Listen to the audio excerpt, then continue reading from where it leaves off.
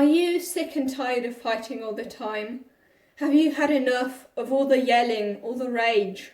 You've told yourself over and over again that you're going to stop fighting, however you don't seem to actually manage. Unfortunately, it's impossible to avoid conflict entirely. How can we at least make sure that our conflicts escalate less? In this video, I'm going to show you 7 tips on how you can have conflicts that don't end up in yelling or throwing things around, whatever stage your conflicts may get to. So the first tip would be that you want to make sure that only one person at a time goes completely crazy and starts yelling and so on, because it takes 2 people to actually fight. So if your partner or your child or whoever or your parent starts yelling at you, at least don't try and yell yourself. You can't do anything about the other person yelling, but at least you can make sure that you don't start yelling yourself. According to Viktor Frankl, there's a gap between stimulus and response, and that gap is called freedom. So if you want to have more freedom over how you respond to other people yelling, make sure that you widen this gap and don't react immediately and impulsively. And the second tip would then be that you want to see yourselves as a team working on the same problem. In conflicts, we often think about how we can win an argument or how we can get our point across. But when it comes to conflicts, you shouldn't be thinking of yourselves as opponents if you don't want the conflict to escalate. Instead, you should see yourself as a team who are trying to learn from each other and not simply try to convince the other person of their opinion. And probably in most cases, you actually very much like the person you're actually fighting with. For example, if it's a friend of yours or your partner or your parents or your child, you usually actually like them very much. And so in general, you wouldn't ever want to make them feel bad. However, in conflicts, we start saying things that are very, very mean and offensive. So since you in general never really want to make those people that you actually like very much feel bad, try to not do it while you're in a conflict with them either. Simply see yourselves as 2 people who are trying to tackle a problem together.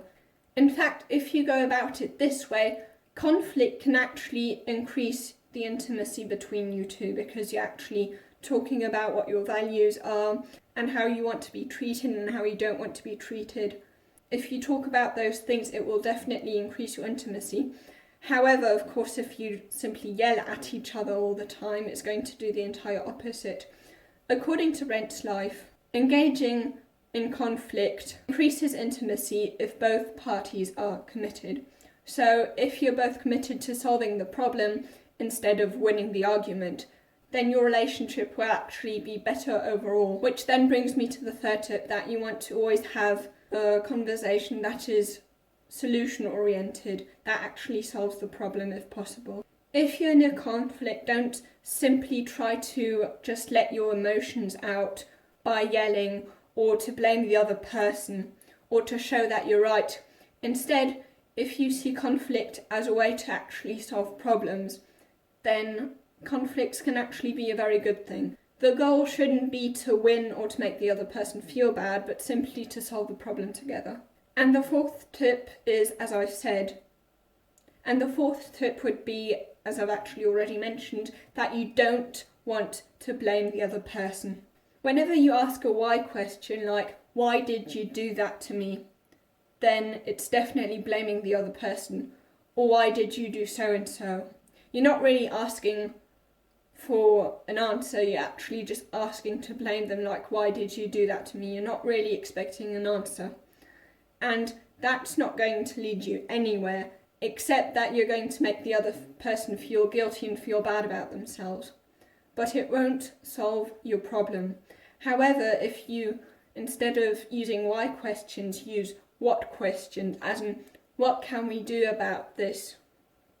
Then your problem will actually be solved and you won't have to have as many conflicts about this problem anymore, simply because you've already thought about the solution in future. And in general, using generalizations. In general, using generalizations. Using generalizations as in you're wrong, or you should do so and so, and you always do this and that, or you never do that and that, definitely also lead to conflict, because most of the time it's never always the same way. The other person doesn't always do that and that wrong, or the other person doesn't always forget to do so and so. And they're also not always wrong. So if you put it that way, the other person is going to be very offended, rightly so, because it's simply not true. And they're also going to think that, why should I make an effort the few times that I've actually managed to change? Why should I make an effort if the other person doesn't even realise that I'm trying? If they say that I always do that, although then once or twice I actually managed, even though it was difficult for me not to do that. Why should I continue trying to please them in that way if they're not going to actually recognise it and acknowledge it as such? And of course you don't want to simply say, like, you are being fill the blank, a jerk, an idiot, or whatever. You definitely don't want to go about it that way, because that also would be a generalisation. But it's also simply labelling the other person, and of course that's going to lead to conflict. Most of the time we don't necessarily want to talk about our emotions because we think we will be vulnerable, and we also think that the other person maybe can't really handle how we feel. However, as Matthew Hussey rightly said, people can handle your wounds, so how you've been hurt, but they can't handle your weapons, so yelling at them or shouting at them. So when you talk about your emotions, do it in a calm way, and then it will actually increase intimacy between the two of you. However, if you start yelling and calling them names, of course it's going to escalate. And when it comes to not blaming, of course you can question their action if they did something wrong. You can say, I didn't like that you did so and so, or that wasn't necessarily the right thing to do. However, if you question their intent, that's a different matter. Then you're not saying that they've done something wrong, but you're saying that they are wrong because they wanted to do that just to offend you. It sounds like that if you question their intent. And of course, in most of the cases, we don't intend to make mistakes. They simply happen. Sometimes we just do something even though we didn't really want to. And in those cases, you don't want to question the intent of the other person, telling them that they were trying to hurt you just because they're really evil. You don't want to do that. And the fifth tip would be that you don't want to try to be right, because when you try to always be right, life is going to turn out wrong. So instead of saying you're wrong, say my issue with that is, or you maybe haven't thought of so and so, instead of simply saying you're wrong, you're entirely wrong, and there's no way someone who can think rationally could believe that. And you could also, this would be even better if before you say what problem you have with that, you could also say, I'm going to lay out how I feel about it, my opinion, and then you can tell me where I am wrong, because this shows that you're not saying that simply to prove the other person wrong. You're simply doing that to test whether what you think yourself is right or not, as if you want to learn from the other person and not as if you simply want to teach. And of course, no one wants to feel like they're passively being influenced. That's not something that people enjoy. They want to feel like they're part of something, like they actually have influence. People can only open up to you if they feel that it's okay for them to open up to you, because you're not going to simply tell them immediately that they're wrong or that they're bad. And the sixth tip would be that you want to listen to understand and not to rebuttal, which is actually pretty similar to what I've already said, that you want to actually listen to learn from the other person and not listen, and while they're talking, thinking about how you can prove them wrong or how you feel about that. And of course, it's only fair if you, after you express your concern, are actually also willing to listen to how they feel about it. See, most people, when they're listening, they're actually only thinking of what they're going to say next, how they feel about that, or what they would do in that situation, which is all good. But sometimes people just want to feel heard and not necessarily given advice immediately. Of course, you can give them advice here and there, but they also want to feel like you understand them. In Starbucks, to teach the employers how to behave in a good way with upset customers, they use this acronym LATTER. So L stands for listen, then A for acknowledge, T for take action, the second T for thank, and then E for explain. So what they mean about that is that first you simply want to listen to why the customer has a problem, or why the person that you're having a conflict with in the context of this video. And then after you listen to them, acknowledge their opinion and show them that you see why they feel that way, and then actually try and take action, as in when they tell you that they've got this certain problem, try to change that. Try to show that you care enough about how they feel, that you're willing to change your behaviour so that they feel better themselves. And then T for thank, simply thank them for having told you, because if they hadn't told you, I mean, of course it's annoying when someone tells you that there's this certain problem they have with you.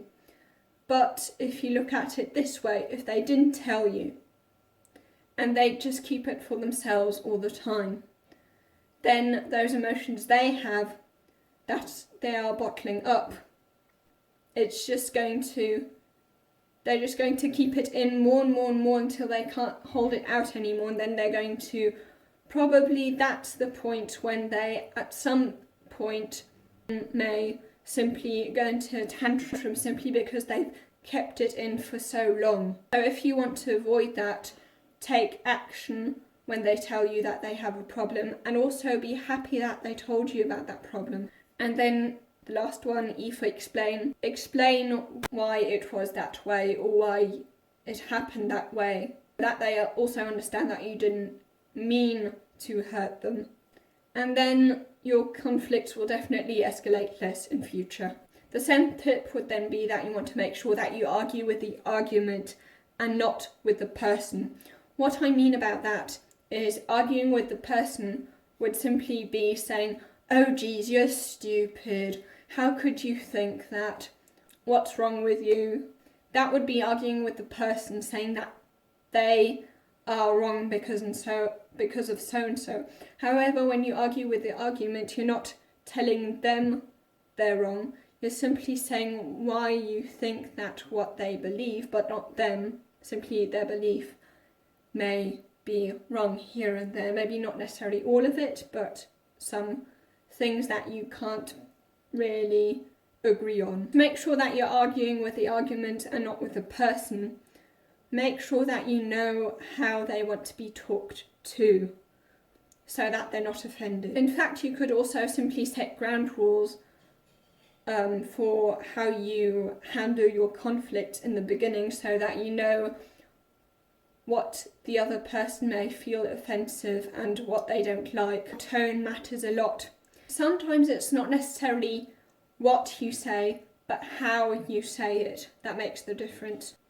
For example, if people use a kind of positive, warm tone, even though they may be saying something negative, if they're using a positive, warm tone, it simply kind of shows the other person that, yes, I'm telling you this thing you maybe don't necessarily want to hear, but I'm telling you that because I care about you, and I know that this may cause problems for you also with other people, and I simply don't want you to have that problem anymore.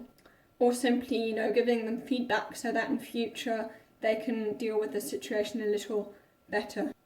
However, when you say positive things with a negative tone, it sounds very sarcastic and people definitely won't trust you anymore if you do that. But in general, if you say positive things, also make sure that you actually mean them, because if you don't, that's going to come across with your tone, and then people are going to realise that what you're saying is kind of fake.